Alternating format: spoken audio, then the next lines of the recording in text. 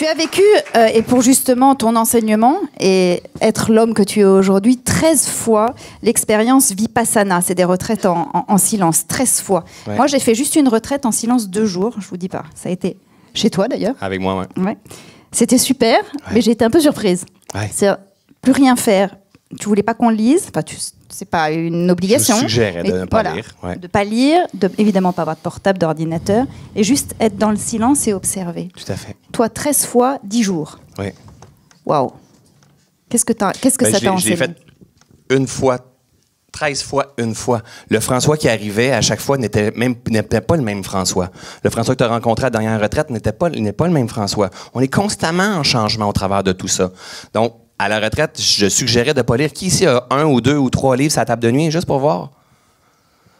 On se saoule avec de la connaissance, avec de l'information, ce qui fait qu'on a toujours la sensation qu'il nous manque quelque chose avant d'avancer. Combien de temps j'ai pris avant de faire ma première conférence, faire mes premiers coachings, faire mes premières formations, parce que j'avais l'impression qu'il me manquait quelque chose pour être hot. Et je me disais, le jour où est-ce que je vais être prêt, je vais montrer à tout le monde à quel point que je suis hot. Écoute, c'était un pattern de la performance, tout ça qui m'emmenait dans l'insécurité, dans la culpabilité, l'autosabotage, le manque d'estime. C'est un cercle vicieux. Mais en réalité, tout est déjà là.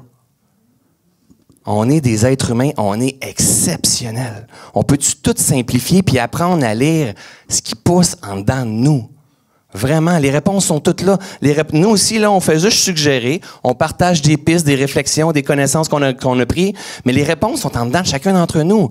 C'est ça qu'on devrait réapprendre à lire, et c'est pour ça qu'on doit apprendre à rien faire pour déposer le mental. On n'a pas à rien faire pour être bien, on a à bien rien faire. Bien rien faire est un art, ça veut dire se reconnecter avec la nature. Se reconnecter avec notre respiration, bien dormir, bien se nourrir. Après ça, avoir des intentions claires, on se met à avoir une vision claire aussi. Puis après ça, on est capable de percevoir les sensations que ma machine me donne au lieu de les ignorer. Notre corps nous parle à chaque instant. Donc, moi, ce que j'ai envie de faire, oui, j'ai fait Vipassana 13 fois, mais ça m'a permis de me libérer. Il n'y a rien qui m'intéresse plus aujourd'hui que me libérer de mes propres souffrances et négativités. Dans ma tête, on est des êtres en processus de libération et non en processus de devenir. Et pourquoi que ça m'intéresse autant? Parce que j'ai envie de goûter à la magie de la vie. Plus je me libère, plus que de la magie. Et moi, c'est comme ça que je veux savourer mon privilège de venir jouer dans ce grand jeu de la vie-là.